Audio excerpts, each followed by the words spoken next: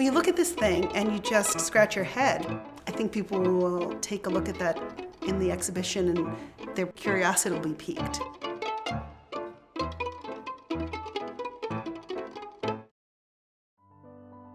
The second gallery of New York at its core is called World City, and it takes on the 20th century.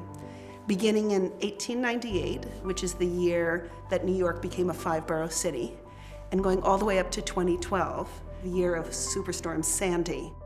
Every decade of the 20th century holds incredible drama in New York City. Casting our eye back to the early 20th century, the signature immigrant neighborhood of New York City is the Lower East Side. If we want to understand how the city's changed, understanding those new arrivals is key to that. It's nice to be here on the Lower East Side with you. Well, this is my life, Lower East Side. We're at the intersection of what was the mercantile world of the Lower East Side, which was basically pushcarts. I mean, it was a matter of survival. Walking down Orchard Street at the turn of the century would have been like walking through a cacophonous, crowded bazaar. Families living in tiny tenements. The streets were jam-packed full of immigrants and pushcarts, people selling different types of wares. There was a huge influx of immigrants coming in from Ellis Island from Southern and Eastern Europe, a huge new Jewish population. And this neighborhood became one of the most densely populated areas in the world. It was a difficult place to live. Your grandfather, Joel Russ, is an example of someone who took an opportunity and he built a business that has held on for 100 years. Grandpa Russ had herring, schmaltz herring, in his pushcart, and that was a cheap source of protein for poor immigrants. In 1914, he was able to open up a store.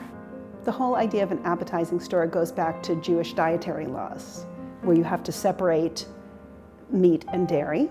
It was a certain kind of shop that just didn't exist back in Europe. I reached out to you because we were looking for an intriguing artifact.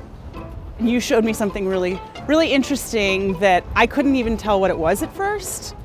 People come in, I say, can you tell me what that is? And nobody would guess. And what I also liked about it is it kind of has the form factor of a sewing machine. And then you look closer and you say, no, it's not a sewing machine, it's connected to food. The apple core and peeler was mostly used to core and peel the Granny Smith apples for the chopped herring salad. Grandpa Russ's innovation was to put apple in it, so that you're taking the basic immigrant food taste, but you're adapting it to what you have available and maybe to the taste change. Yeah. The apple core, of course, for us it's perfect because we're the Museum of the City of New York, the Big Apple, and that connection, taking the core out of the apples there on the Lower East Side is kind of a perfect poetic encapsulation of the story of New York City. We tried to capture the texture of this moment of the height of immigration to New York City through a variety of objects.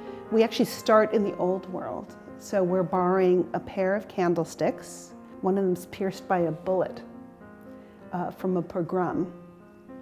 And that speaks to why were people uprooting their lives, picking up and coming to New York City. Very poignant.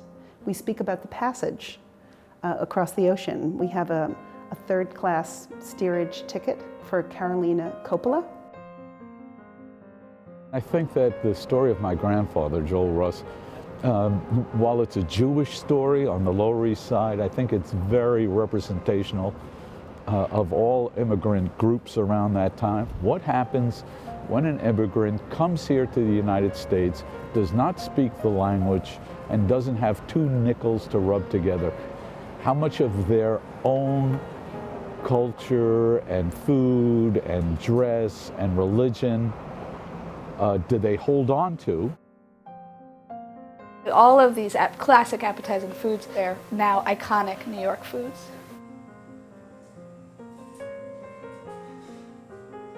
kind of an ongoing New York story, that food that comes to people's plates because of their ethnic traditions or out of necessity then gets transformed and adapted, and elevated into delicacies. Pieces of the Lower East Side as it existed in the early 20th century are still there. I think that the generations who fled those cold water flats would be astonished to see that 100 years after they lived there, it has become a very, very desirable neighborhood. And that's one of those moments of perpetual transformation that so characterizes New York.